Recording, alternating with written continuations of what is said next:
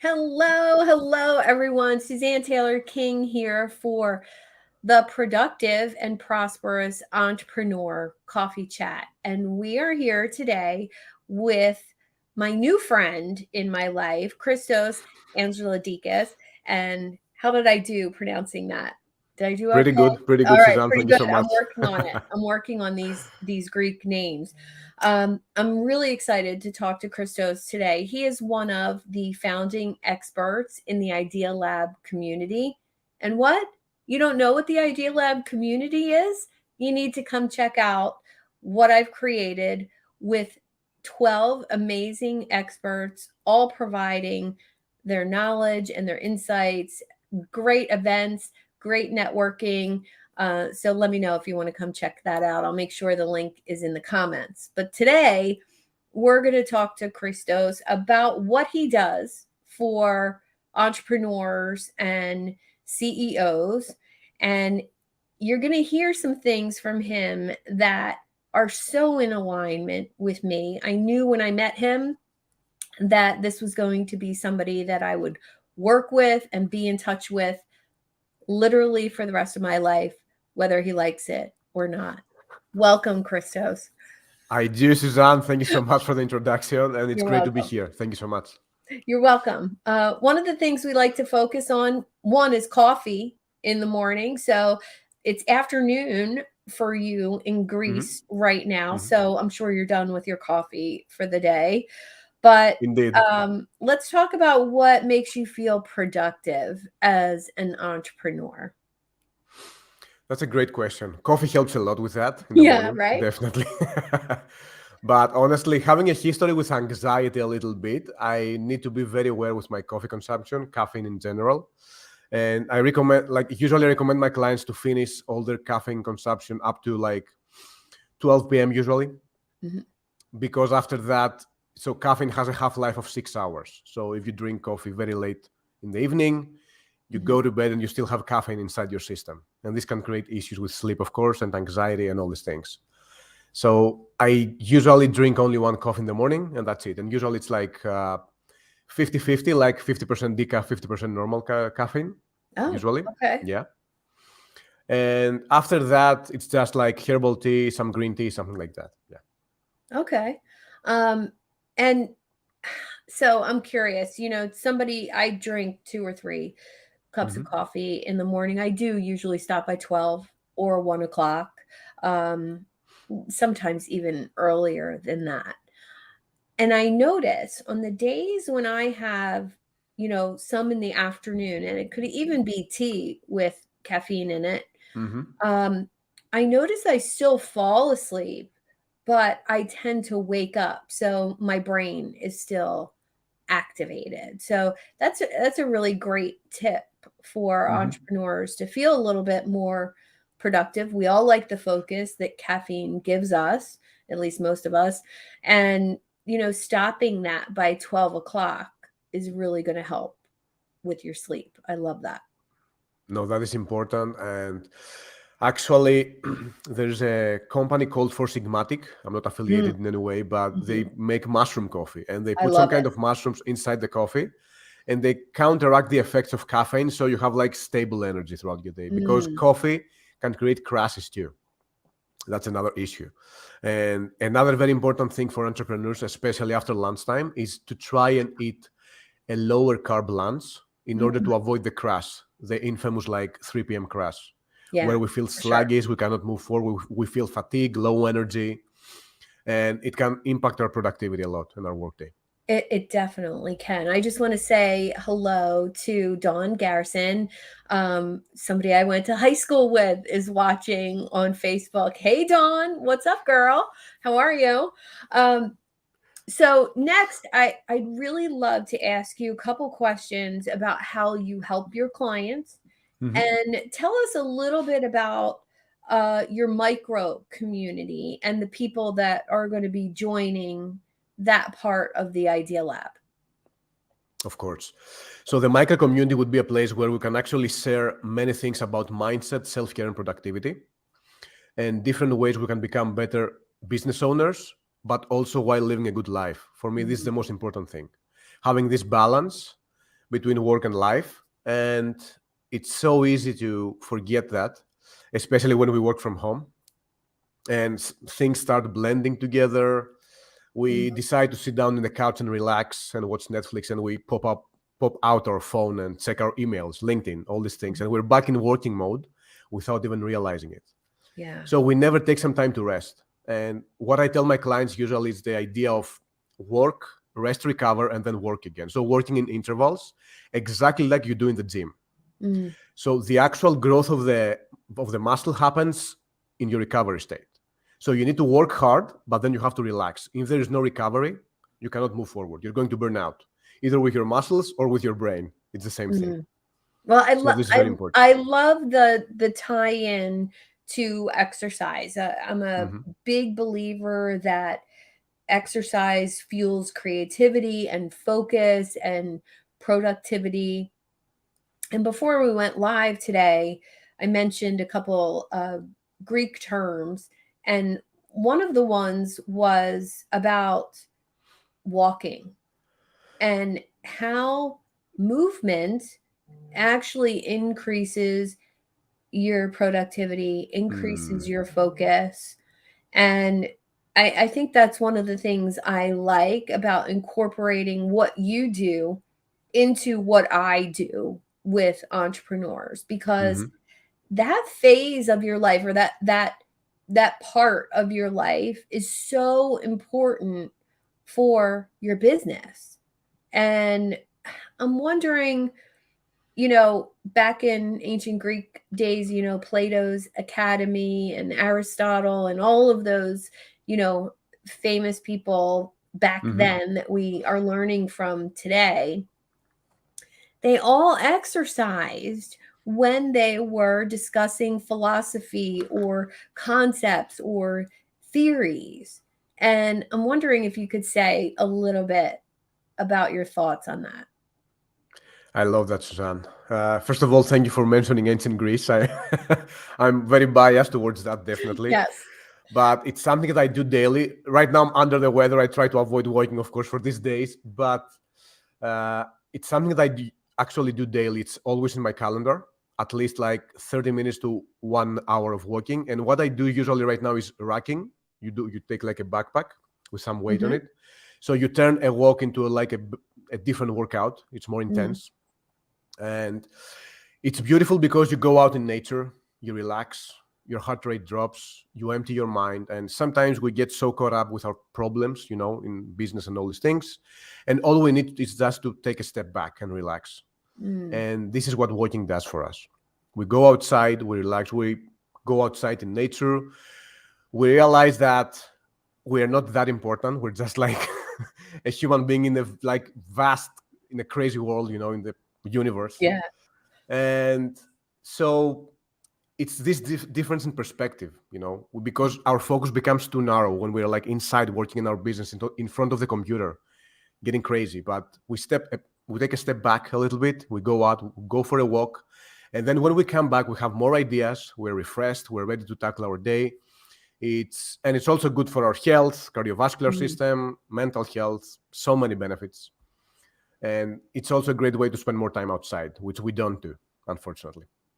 Yeah. And we really used to, as a species. I was reading a book last week called Comfort Crisis, Mm, by Michael Easter. And basically he was challenging, the population that we're too comfortable, in our heated houses with, air conditioning and food at our disposal, that, in the very, very distant past, mm, we had to plan for those things. So if I wanted water on my desk, I had to make sure I walked to the well or walk to the river to get water. Now exactly.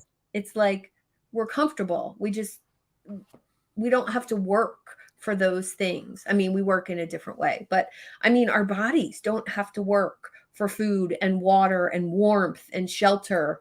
And he the overview of the book was that lack of movement and working for those things has caused the obesity and diabetic epidemic that we're facing as a people. And I know that everything you're about is the opposite of that, that you really stand for being the best version of yourself so that your business can be the best version of itself. Exactly. Or That's that you beautiful. can be a better leader. I mean, imagine leading a company and you're 50, 100 pounds overweight and you feel tired and sick. And Mm, how inspiring could that be, for your employees? So I really applaud what you're doing and what you're putting together. So if you don't follow Christos and you don't know who he is, now you do. Make sure you give him a follow, whether it's on Facebook or LinkedIn. He's more active on LinkedIn like me. yeah, So I like love my that. main platform is LinkedIn, indeed. Yeah. Yes. Well, let's close out with a little prosperity chat. I love the word. Can I add something to the Oh, point sure. that you made Yeah, yeah. before? It's very important that you mention that because the comfort crisis is a huge problem. Because when the Mm, mind does not have a problem, we're going to create problems. And this happens with mental health usually. And you can also see this with pets and cats and dogs. If you take a cat, like it's not a natural environment to spend like your whole life inside four walls, you know. You take a cat, you put it inside, and if he or she doesn't have any kind of stimulation, he's going to gain weight, he's going to get depressed, he's going to have all these different problems. And it's exactly like that with us. We're animals, okay, we're humans, we have all this like logical brain, but we also have the monkey mind. So it's very important to realize that if we don't have problems or enough problems, we're going to eventually create problems. And we are very comfortable, unfortunately. Everything is so easy these days. And it's also the problem that you see people getting upset with so many different petty things, you know, because we're so like comfortable in our bubble society, you know, and we think that the world used to be like that. It was not like that for like 99% of humanity. mm-hmm.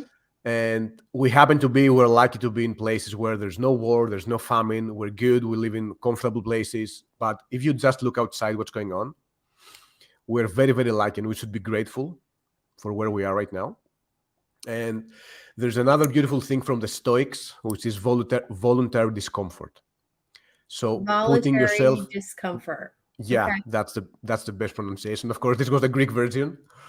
And it's the idea of pushing your limits a little bit and getting outside of your comfort zone in many different ways. Mm-hmm. It can be speaking with people when you don't feel comfortable doing public speaking. It can be fasting, like taking time off from food, from eating, cold plunges, going outside, doing like hard things, all these things to help us stay in alignment with who we are and our DNA actually, because we're physical beings. Our bodies are meant to move, not be stuck all day inside. Well, I absolutely love that because I know it's true. I know that my biggest gains in physical abilities, whether it was cardiovascular training, I trained myself to run one time just to prove that I could do it. And it was that small amount every day, just to go a little bit farther. And eventually got to the point where I could run a 5K every Friday. I ran a 5K every Friday, and I trained for that, and I built up to it by pushing slightly out of my comfort Exactly. zone. And the Mhm. first time was literally run for a minute on the treadmill. Run for a minute. Mm, You can do anything for a minute. It was uncomfortable, and I had horrible form in the beginning, but it by forcing that uncomfortableness in so many things in my life, whether it's a conversation, whether it's going live on 3 different platforms like we are right now. We're live on Facebook, LinkedIn, and YouTube. And I don't edit these videos. We're live. And, I love it. could I screw up? Absolutely. Could my guests screw up? Absolutely. But that's the magic of doing things that are slightly uncomfortable. You get better and better and better at it. And hopefully, each video I do is a little bit better than the last one and bring some meaning to the people listening. So thank you for those listening right now. And I also love the fact that if you're not willing to push past that comfort zone, you're obviously not going to get in better shape. And you're obviously not going to change anything in your life. Habit change Exactly. is one of those things, right? Because if we keep doing the same things, nothing will change in our lives. Mm-hmm. As Einstein mentioned, it's the definition of insanity, Right. doing the same things and expecting different results. Yeah. And I find with the entrepreneurs I work with, they get stuck doing, they're doing the same things. They're doing that to-do list every day or every week, and they're not getting the results that they want. But there's a fear of change. There's a fear of doing something different because it's the unknown. And you really help your clients tackle that mindset piece of that. And I'd love for you to talk a little bit about that if you feel up to it. Definitely, yeah. No, it's beautiful that you mentioned that, because it reminded me of a Tim Ferriss quote that said, most people will choose unhappiness over uncertainty. And this is so true. I've seen that in my life, in my clients' lives. And what I love, is what I do is, and that's why I love coaching so much. It's not the idea of being the expert and you have you're like above somebody else. We're the same, we're equals. I do the same things every day. I push myself every day. I want to be a leader for the people that I work with, not like the boss, telling them what to do. I'm putting my ass on the line every day. Sorry to say that, but No. I try to do my best. I always try to practice what I preach. I make mistakes. I'm learning every single day, as all of us do.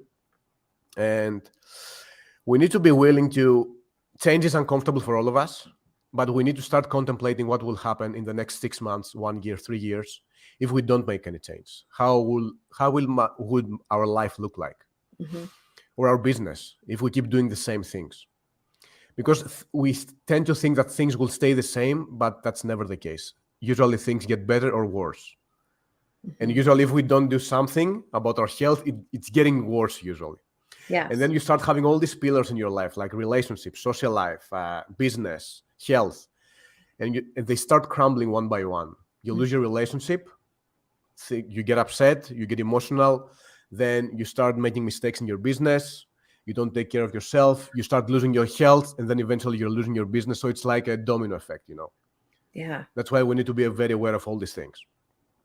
Well, it's kind of goes back to like the wheel of life, and Exactly.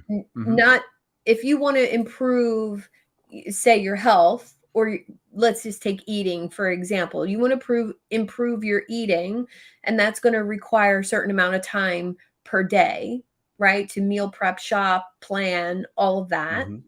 Well, that time has to come from somewhere. It's not like you're just going to make the 3-5 hours a week in order to do that.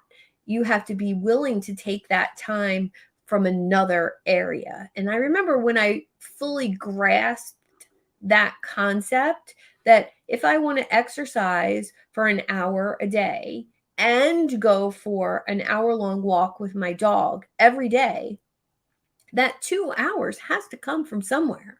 I can't work 8 hours and sleep 10 hours and expect to have 2 hours to go and do that. I have to craft my schedule.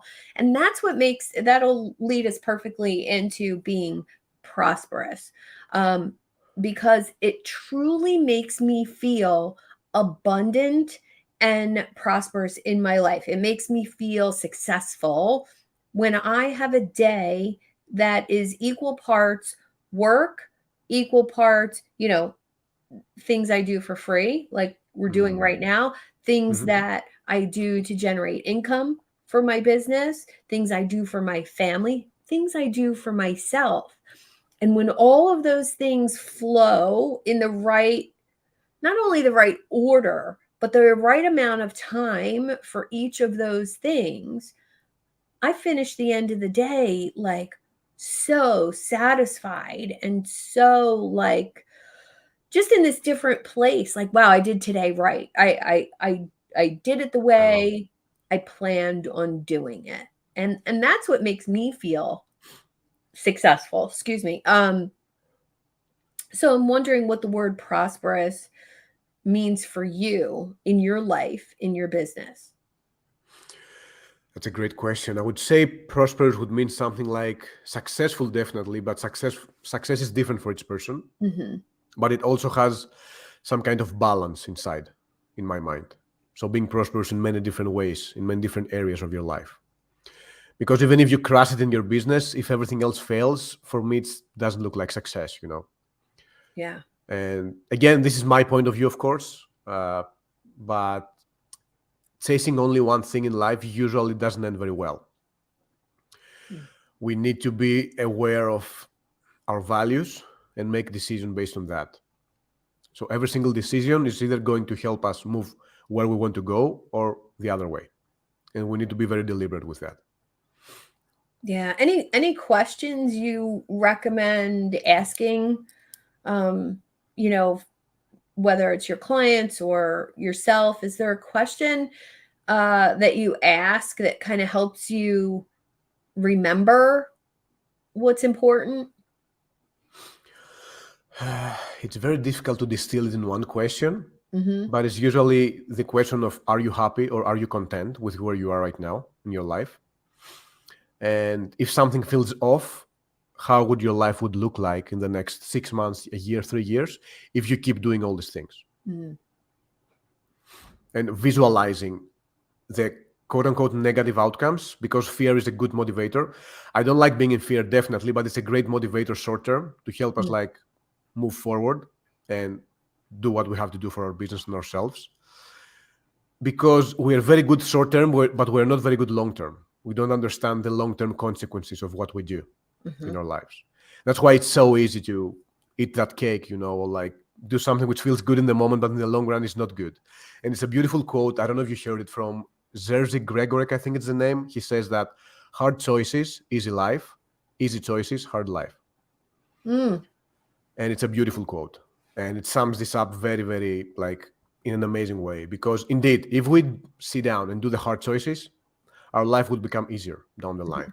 But Hmm. if we just succumb like to the easy choices in life, eating the cookies, not exercising, all this, watching Netflix all day, then our life, as the years move forward, it will become harder and harder. Yeah. Yeah. I really notice that, doing the hard things, well, maybe I should say things that other people think are hard when they look at me. How do I not have sugar? How do I, just Mm, say I'm not drinking? I quit alcohol. How do I not eat for 3 hours before I go to bed so that I sleep better? Right. mm, And when I say these things to my friends, they're like, "You're crazy. I would never do that. I would never." And I'm like, well, I want to optimize how I'm sleeping. And so there's a list of things that you can do: the dark room, the temperature, the, not eating before bed, not drinking alcohol, being off mm. electronics, having that digital sunset. I do all of those things every day. And I have numerous friends that don't understand how I could do that many hard things just to improve sleep. And I think it's those hard things that they don't feel hard to me because I know the value of 8 Exactly. hours sleep a night. And you give me 3 nights in a row of that, I'm unstoppable. I couldn't agree more with that. Yeah. And it ties to what Jocko Willing says. He says that discipline equals freedom. Mm. We think that we are free, but without discipline, we're never free. We're the slaves, quote unquote, of our passions. Yeah. But if we're disciplined, we have a calendar, we know what we do, then when we have free time, it's indeed free time. Mhm. We did what we have to do. We moved our business forward. We did our workouts, we ate well, and now we're free. I If love we it. don't have this discipline, we're just kind of lost, you know, and we don't have a specific direction on where our life goes, actually. I love that. And it reminds me, I can't remember what Stoic philosopher said this, but it was basically that if you do hard things, discipline things long enough with a goal in mind or a purpose in mind, that those hard things actually become easy and joyful. And I remember thinking, oh, so having no sugar is going to feel joyful?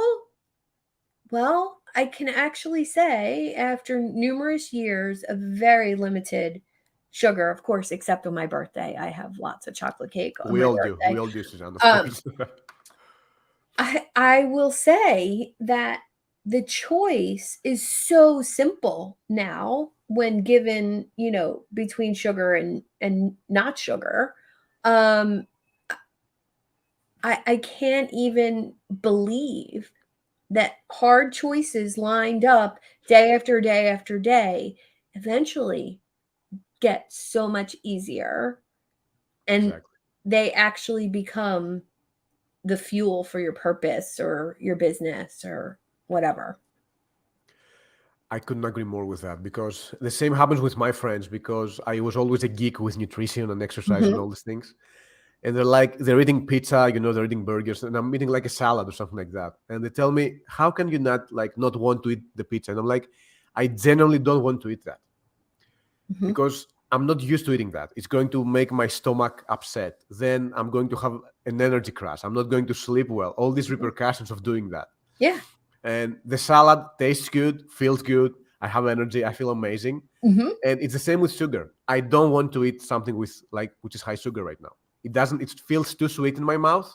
Mhm. And then I just don't feel good. Like I get like stomach aches and all these things. So Yeah.